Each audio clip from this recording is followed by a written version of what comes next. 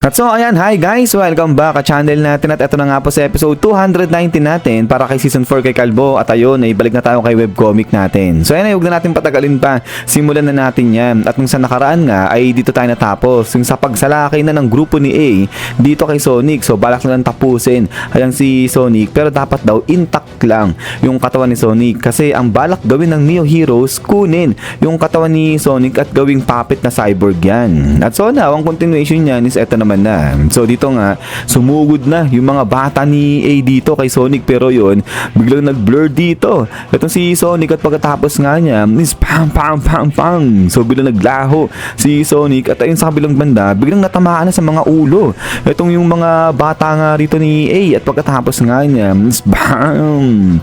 So dito, bagsak lahat ng mga bata ni A at eto nga ngayon ay biglang may mga kuryente nagsisilabasan dyan sa kanilang katawan. At eto kasi yan, ginamit ni Sonic yung kanyang panibagong technique na kung tawagin, speed of sound electric discharge fist. So yun, so kinuryente niya itong mga tauhan nga ni A.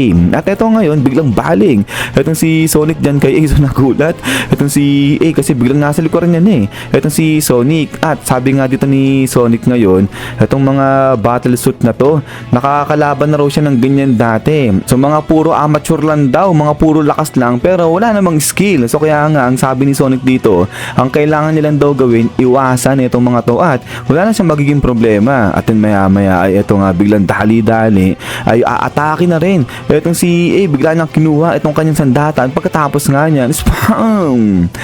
Dito bigla niyang inatake ito si Sonic, pero yun, biglang nawala itong si Sonic, bigla siyang napunta dun banda sa may gilid na ni A. At ito nga, nagulat dito itong si A. So yun, sabi ni Sonic, eto raw si A, hindi rin daw siya exception. Ibig sabihin, amateur din daw itong si A. At ayun, ang gagawin lang daw sa kanya ni Sonic, ilag-ilagan lang siya. At yung pagkatapos nga niya, ito nga ngayon, sa isip-isip nito ni Sonic, salamat daw dun sa iniwan na scroll ni Datman. So referring kay Void, kasi ngayon, mas lumakas pa siya ng gusto. At ito nga, sabi ni Sonic, yung scroll na napunta sa kanya, mukhang mas marami daw yung nilalaman na greater na mga secrets kumpara dun sa nakuhang scroll ni Flashy Flash. Pero ito nga, ay habang nag-iisip-isip dyan, itong si Sonic ay ayun, dali-dali ay nag-dash na rito itong si A para hatawin ulit itong si Sonic. Batin pagkatapos nga niyan, pam pam pam, hala sige. So dito ay wasi-wasi-was neto ni A yung kanyang sandata, pero petiks lang itong si Sonic, talagang iwas-iwas lang siya umaatras lang siya. Sabi niya nga dyan na impressive naman daw itong bilis ni A, pero ganun pa man rin, di talaga siya uubra, di raw siya makakasabay sa bilis neto ni Sonic. At ito nga ngayon, hala sige, dito ang bilis pa rin ito ni A, talagang hinahataw niya dyan itong si Sonic. Pero sabi nga rito ni A, grabe ang tindi rin daw talaga nito ni Sonic, kasi to think na hindi niya raw talaga tinatamaan kahit na isang beses lang ang si Sonic. Ay samantalang sinusupport pa siya, binibigyan pa siya ng lakas nito ng battlesuit na suit niya galing sa Neo Heroes. At ito nga tuloy ni A na sobrang bilis lang daw talaga nito ni Sonic. At ito nga, hindi talaga siya makaisa, hindi siya makatama. At ito ngayon, sabi ni A, kapag ganito ng ganito, walang mangyayari, walang patutunguhan yung atake niya kasi nga hindi nagko-connect. At ito maya-maya pa ay bigla nga naglabas ng buton rito itong si A. Sabi niya nga rito, nakakapagod na raw itong ginagawa niya. At yung pagkatapos nga niya, bang!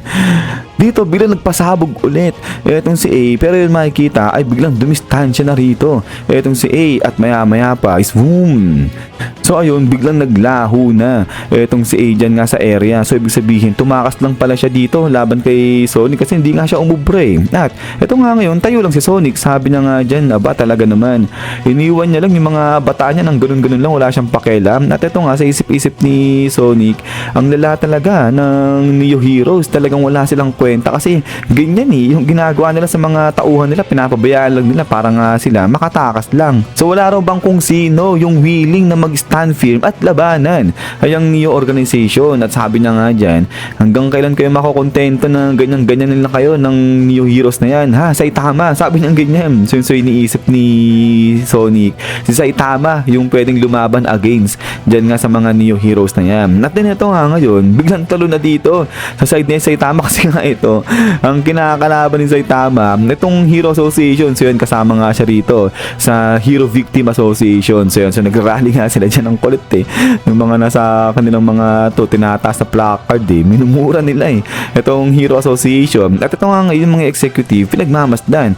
Itong sila Saitama, sabi nga nila, aba, talaga naman grabe daw ang lalakas ng mga to. Saan daw sila kumukuha ng lakas? Sila nga ang mga dito sa executive, mga pagod na nga raw sila sa ibang klase raw itong mga to. At ito nga tuloy nila na mukhang itong grupo raw na to yung nagawa nilang halimaw dyan sa Hero Association ang di nila sinasadya. At so ito ngayon salita na yung isa sa mga executive, sabi niya nga dyan na what a joke at kalimutan na raw yung grupo sa labas kasi wala naman daw kwenta yun. At ang importante ngayon ay yung kanilang project sa pakikipag-team up dyan sa new organization. So kamusta na raw ba? Ano na yung lagay ng kanilang project na yon? At sagot itong isa si Manong, sabi niya nga dyan, not going well, sabi niya ganyan kasi ayaw daw makipagtulungan ng Neo Heroes sa kanila ng equal terms. At eto, sabi nga ni Sitch kasi in-approach nila yung Neo Heroes kahapon. Sabi niya nga dyan, humingi sila ng tulong para nga makipag-coordinate sa kanila yung Neo Organization. Pero ang sagot ng Neo Organization